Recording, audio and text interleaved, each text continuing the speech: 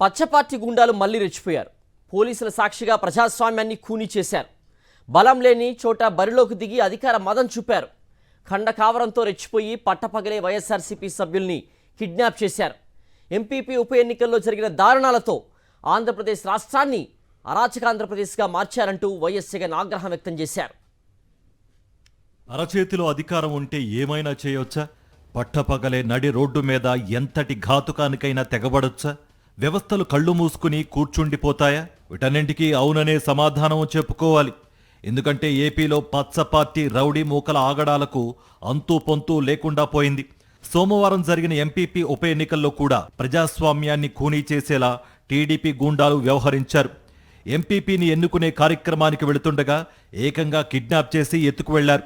మహిళలు అని కూడా చూడకుండా దారుణానికి తెగబడ్డారు. ఆ రౌడీ మూక నుంచి తప్పించుకునే పనిలో వారికి గాయాలు కూడా అయ్యాయి. మరీ విచిత్రం ఏంటంటే ఇదంతా జరిగింది సాక్షాత్తు పోలీసుల సమక్షంలోనే. అవును, పోలీసుల కళ్ళెదుటే ఈ దారుణాలు జరిగాయి.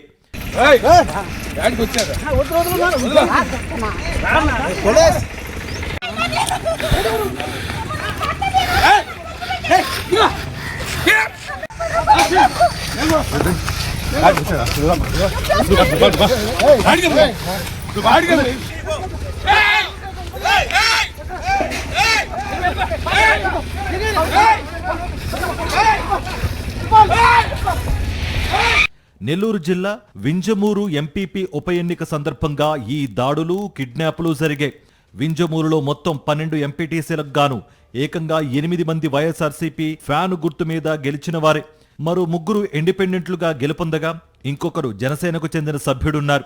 అయితే వీరిలో ఇండిపెండెంట్లు, జనసేన సభ్యులను బలవంతంగా లాక్కున్న టీడీపీ నేతలు వైఎస్ఆర్ కాంగ్రెస్ పార్టీకి చెందిన వారిని కూడా తమ వైపు లాక్కునేందుకు ప్రయత్నించారు.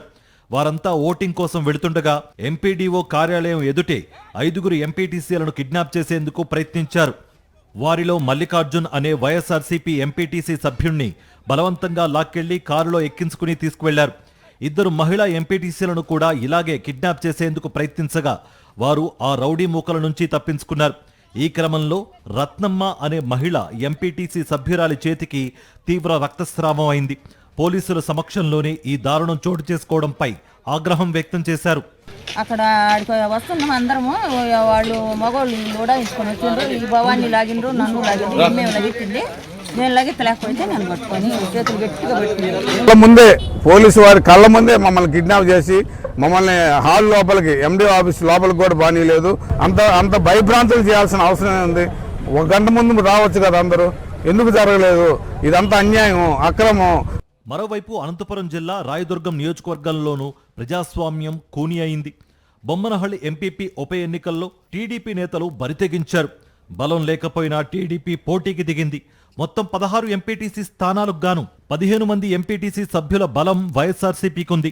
ఈ నేపథ్యంలో ఎంపీపీ ఉప ఎన్నిక ఓటింగ్లో పాల్గొనేందుకు వెళ్లిన వైఎస్ఆర్సీపీ ఎంపీటీసీలను రూమ్లో బంధించి బలవంతంగా సంతకాలు చేయించి టీడీపీ అభ్యర్థి గెలుపొందినట్లు ప్రకటించారు. దీనిపై వైఎస్ఆర్ కాంగ్రెస్ పార్టీ ఫైర్ అయింది. ఇంతటి దారుణాన్ని తాము ఎక్కడా చూడలేదని ఆ పార్టీ నేతలు విమర్శించారు. ఏపీ డీజీపీ ఎన్నికల కమిషన్ను కలిసి ఫిర్యాదు చేశారు. సమాజానికి మీరిచ్చే సందేశం ఏంటని అడుగుతా ఉన్నా. ఎన్నికలంటే అక్రమాలు, ఎన్నికలంటే అప్రజాస్వామిక విధానాలు, ఎన్నికలంటే కిడ్నాపులు, ఎన్నికలంటే వైఎస్ఆర్ కాంగ్రెస్ పార్టీకి బలం ఉన్నప్పుడు కూడా అధికారులను బెదిరించో, అధికారులను లోపరుచుకోనో ప్రకటించుకునే అంశాలు. ఈ రాష్ట్రంలో ప్రజలందరూ కూడా మీరు చేస్తున్నటువంటి కార్యక్రమాలన్నింటినీ కూడా గమనిస్తూ ఉన్నారు. ఎన్నికల కమిషన్ తలుపు తట్టాము. ఎన్నికల కమిషన్కి 2 నియోజకవర్గాల్లో జరిగినటువంటి దీని మీద వాళ్ళకి రిప్రజెంటేషన్ ఇవ్వడం జరిగింది. లేకపోతే న్యాయపరమైనటువంటి కార్యక్రమాన్ని కూడా వైఎస్ఆర్ కాంగ్రెస్ పార్టీ తీసుకోవడం జరుగుతుంది.